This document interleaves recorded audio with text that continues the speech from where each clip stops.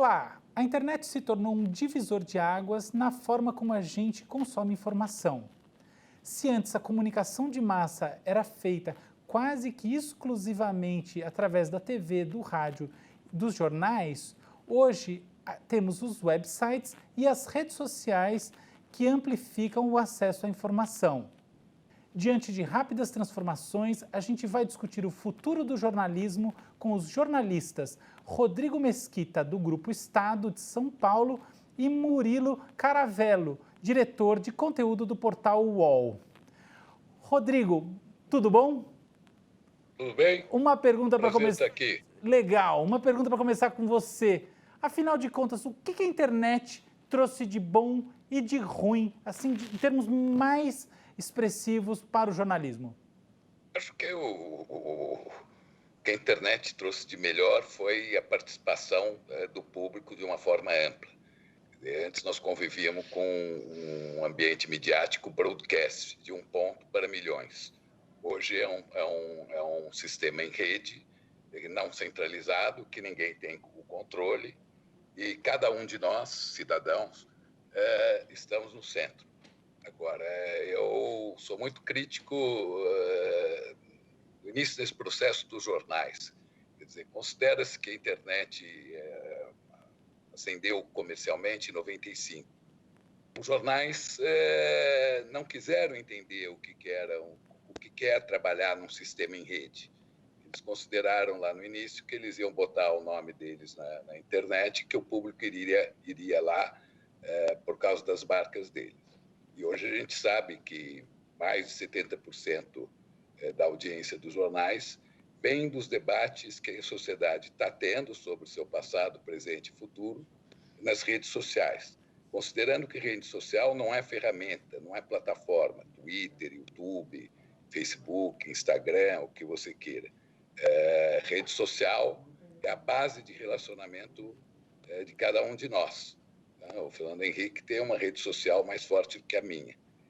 O público está, enfim, eles não teve orientação nenhuma. O público está experimentando, mas você organiza a sua base de relação e interesse nas diversas plataformas. Twitter, Facebook, Instagram, YouTube, e esse processo é que é rede social. Eu acho que os jornais deveriam estar cobrindo esses processos, se utilizando do algoritmo e outros recursos tecnológicos. E isso eles não fazem. Muito interessante. Murilo, tudo bom? Tudo bem. Legal, prazer tê-lo aqui também. Prazer é meu. Como você vê esse lado bom e lado ruim da internet para o jornalismo? Especialmente do ponto de vista que você está num website, né? Como é que é o seu entendimento dessa questão como um todo? Olha, eu acho que a internet é uma revolução tão grande, né, que são muitos pontos positivos e eu acho que são muitos desses pontos eles são correlacionados, né? A internet revolucionou a comunicação e a informação, que eu acho que são duas das principais matérias-primas do jornalismo. Então, houve uma explosão da disponibilidade de informações nas últimas décadas. Esse processo continua, não para de aumentar a quantidade disponível de informação na internet. E isso leva o jornalista a ver multiplicadas e muitas vezes as suas possibilidades de pesquisa, de checagem, de cruzamento de dados com uma facilidade, com uma rapidez incríveis, né? Então, quando eu comecei minha carreira de jornalista, eu mantinha pastas com recortes de matérias de jornais, de revistas, anotações minhas, essas pastas divididas por temas, e todas as semanas eu alimentava essas pastas, organizava, reorganizava. E apesar de eu ser uma pessoa que guarda as coisas, já faz muitos anos que eu joguei fora esses recortes, né? Porque hoje ninguém mais precisa disso. Você consegue acessar e processar as informações muito rapidamente, né? Então, acho que esse é um aspecto que mudou muito o fazer jornalístico, né? A revolução das comunicações é outra. Se você pensar que 3 décadas atrás não havia telefone celular, linha de telefone era uma coisa que era um bem, né? Que você até declarava no imposto de renda.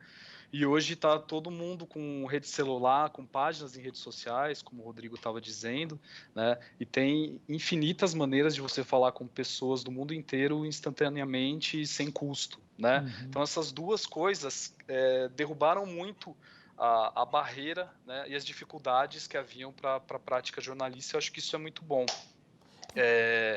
Mas é claro que essa queda de barreiras ela não aconteceu só para o jornalista, né? Aconteceu para a sociedade, para o mundo inteiro. Então é um pouco aquilo que o Rodrigo estava dizendo. Se antes o jornalista era o intermediário entre as pessoas, entre os, digamos, o poder, né? Os famosos, os políticos, os esportistas, os protagonistas de uma maneira geral. Agora o jornalista não detém mais esse monopólio, né? Ele não decide mais o que é notícia, né? As pessoas se comunicam diretamente. Então, primeiro com as páginas pessoais, depois com os blogs, depois com as redes sociais, hoje qualquer um dispõe de um espaço em branco para escrever o que quiser, para gravar um vídeo com o conteúdo que ele quiser, da maneira como ele quiser, e se essa pessoa aplicar estratégias inteligentes, ela vai atingir muita gente, né? Então, qualquer um pode fazer um papel que à primeira vista é parecido com o do jornalista, né? E o que acontece é que muitas dessas pessoas usam uma linguagem muito mais interessante e compreensível para o grande público do que a jornalística. Muitas dessas pessoas não têm a preocupação ou o rigor devido, né, para o compromisso com a veracidade do que elas estão falando. E tem um outro ponto que o boato, a mentira, a teoria da conspiração, eles são sempre muito mais sexys do que uma notícia jornalística, né? O jornalismo dificilmente vai dizer que o político A é ladrão e está sendo pago pela empresa B para isso ou aquilo. Né? Por quê? Porque o jornalista profissional ele precisa ter rigor. Para escrever ou noticiar uma coisa dessa, ele precisa de um conjunto de provas que é muito difícil de se reunir. Então, o jornalismo é mais difícil de entender, ele é mais indireto, ele é mais codificado, né? E o que a pessoa recebe no WhatsApp dela, aparentemente, né, ela tem essa noção, explica o mundo de uma maneira muito mais compreensível, direta, sem nuances, né? E a pessoa se pergunta, por que o site ou o jornal não diz que o político é ladrão? E claro que não é só ela que se pergunta, né? Há muitas pessoas que assumem o papel de broadcasters, na verdade, que atingem um grande público, dizendo para ela que o site ou o jornal não diz que o político é ladrão porque tem rabo preso. Então, ao mesmo tempo, né, se coloca em xeque tanto a utilidade pública do jornalismo e a própria credibilidade do jornalista, do veículo de uma maneira geral. Muito legal. Uma pergunta pontual para vocês. Vocês acreditam que a internet tenha tornado os textos ensaísticos, os textos que não são reportagens, são de colunistas, mais curtos? O que você acha, Rodrigo? Você acha que houve encurtamento ou não? Não acho que houve um encurtamento. Os tamanhos médios das matérias continuam sendo mesmo da época que eu trabalhava em redação, que já faz mais de... saí das redações em 2002. Acho que nesse sentido não houve uma mudança. E alongamento? Porque o espaço pode ser ilimitado. Não na mídia profissional, Tá. Álvaro. Você tem infinidade aí de formas da sociedade estar atuando. E aí você encontra de tudo. Como o Murilo estava falando, você tem informação sobre tudo que você quiser na internet, né? Tudo de bom e tudo de ruim da sociedade. Né? Ela reflete a sociedade.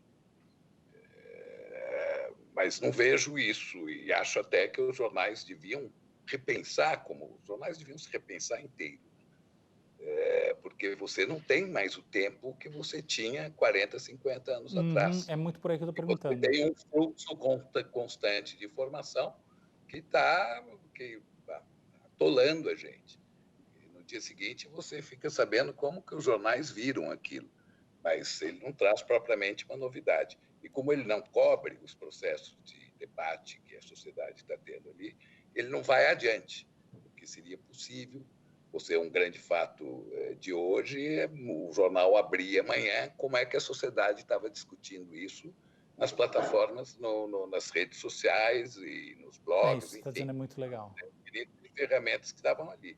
E você poderia também já indicar tendências de que tal versão está mais adiante, tem mais aderentes, enfim, você teria um monte de coisas para fazer. Eu acho que os jornais continuam trabalhando como se a internet não existisse, apesar de todos, a não ser para checagem, apesar de todas as facilidades que o Murilo apontou aí quando ele respondeu a sua primeira pergunta. Achei isso genial. Murilo, na sua experiência, você tem sentido que há uma mudança realmente assim do tamanho do texto, ou em outras palavras, da expectativa que se tem do leitor? Como é que é aí, do ponto de vista do UOL e da sua carreira? Eu acho que, na realidade, não faz muito sentido a gente pensar em... Porque coluna ou qualquer outro tipo de conteúdo que você faz para a internet, são tantos tipos diferentes de conteúdo possíveis que o que a gente enfatiza muito no UOL é que tenha o tamanho necessário. Então, se o que você tem para passar é 2 parágrafos, não tem por que você encher linguiça e colocar 4, 5, 6. O que a gente enxerga é uma tendência do repórter de querer colocar cada aspecto do que ele apurou na matéria. Então, no UOL a gente tem feito uma campanha para que as pessoas sejam mais sucintas, para que elas quebrem as pedras, né, e entreguem para o leitor uma coisa já burilada, mais concisa e só com o que tem de mais importante, e não aquele apego do jornalista por toda a apuração dele. Porque é justamente o que o Rodrigo falou, cada vez as pessoas têm menos tempo, mas, assim, é difícil generalizar. Por quê? Porque quando você vai fazer, por exemplo, uma denúncia você precisa explicar direitinho como você chegou nela, você precisa, inclusive, por um processo de transparência e de reforço da credibilidade daquilo que você está colocando, você precisa de mais espaço e você precisa ser mais detalhista.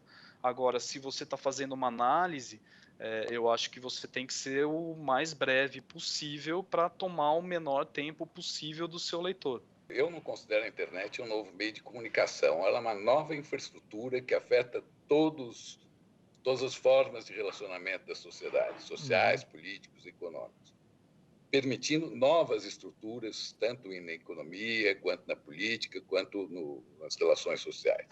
Agora, em relação à mídia, a internet promoveu a junção de editoração e impressão, televisão e radiodifusão, com a computação e telecomunicações, acelerando e exponenciando o fluxo de informações para a sociedade, envolvendo ela de tal forma, o público de tal forma, que ela anulou o axioma de McLuhan, o meio é a mensagem, e criou um novo, a narrativa é a mensagem. Genial. Quer dizer, a informação dos jornais entra na rede, que os jornais distribuem na rede, sem procurar estabelecer um diálogo com o público, né? Como entra a informação dos formuladores, de gente ideológica, da imprensa alternativa, e nesse processo de debate nas redes sociais, criam-se novas narrativas, que têm uma importância tremenda na formação de opinião pública. E a gente precisa considerar também que hoje quem tem o domínio da internet são as tecnologias publicitárias, que são implantadas numa miríade de redes pelas big techs. E as tecnologias publicitárias, elas privilegiam a emoção, não a razão. Daí a polarização, daí também, que não é só fake news, é um processo mais complexo do que isso. Você tem a notícia falsa, você tem uma notícia verdadeira, que nesse processo de debate se criam narrativas em cima dela, e essa narrativa que não tem a ver com a notícia que foi colocada acaba ganhando força, e você tem informação que é colocada enviesada para criar alguma confusão. Então, quer dizer, pode ser mais importante a junção que ele fez de todas as linguagens da indústria jornalística com a computação e as telecomunicações do que todo o resto. Peço licença aos senhores para chamar um rápido intervalo e a gente já volta.